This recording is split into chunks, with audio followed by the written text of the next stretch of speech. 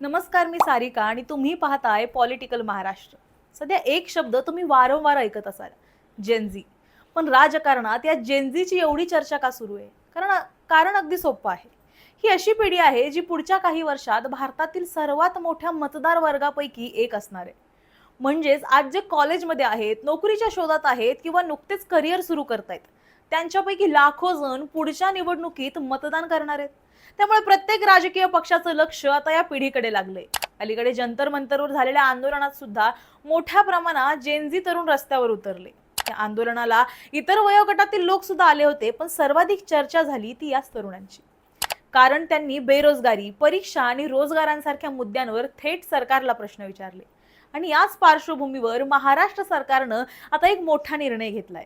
मुख्यमंत्री देवेंद्र फडणवीस यांच्या सरकारनं 31 मार्च 2027 पर्यंत राज्यभर तब्बल 1000 रोजगार मेळावे आयोजित करण्याची घोषणा केली आहे. पण हे फक्त नोकऱ्या देणारे मेळावे नसणार आहेत. सरकारचं असं म्हणणं आहे की अनेक तरुणांकडे पदवी आहे, पण मुलाखत कशी द्यायची, चांगला बायोडेटा कसा तयार करायचा किंवा कंपनीत अपेक्षित कौशल्य कोणती असतात याची माहिती त्या मुलांना नसते. त्यामुळे आधी त्यांना तयार केलं जाणार. यासाठी प्रत्येक रोजगार मेळाव्याच्या पूर्वी 2 आठवड्यांचं प्रशिक्षण दिलं जाईल. पहिल्या आठवड्यात व्यक्तिमत्व विकास, संवाद कौशल्य, मुलाखतीची तयारी, शिष्टाचार आणि बायोडेटा तयार करण्याचं प्रशिक्षण दिलं जाईल. त्यानंतर दुसऱ्या आठवड्यात विद्यार्थ्यांची ॲप्टिट्यूड टेस्ट घेतली जाईल.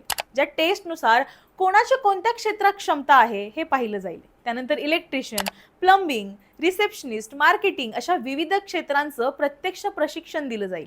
या योजनेत फक्त ITIचे विद्यार्थीच नाही, तर इतर महाविद्यालयाचे विद्यार्थी, नवीन स्किल शिकू इच्छिणारे विद्यार्थी आणि सामाजिक संस्थांमार्फत येणारे युवक युवती यांना सुद्धा संधी दिली जाणार आहे. सरकारचा असा दावा आहे की अशा प्रकारे आधी प्रशिक्षण दिलं तर रोजगार मेळाव्यात नोकरी मिळण्याचं प्रमाण वाढेल. पण या निर्णयाकडे दुसऱ्या बाजूनं सुद्धा पाहिलं जातं. कारण गेल्या काही महिन्यात बेरोजगारी, स्पर्धा परीक्षा आणि नोकऱ्यांच्या प्रश्नांवर अनेक तरुण सरकारवर नाराज असल्याचं चित्र दिसतं. त्यामुळे काही राजकीय विश्लेषकांच्या मते हा निर्णय तरुणांना रोजगार देण्याबरोबरच त्यांचा विश्वास पुन्हा जिंकण्याचा प्रयत्न सुद्धा असू शकतो. मात्र तुम्हाला याबद्दल काय वाटतं हे आम्हाला कमेंटमध्ये नक्की सांगा. आणि अशाच व्हिडिओसाठी पाहत रहा पॉलिटिकल महाराष्ट्र.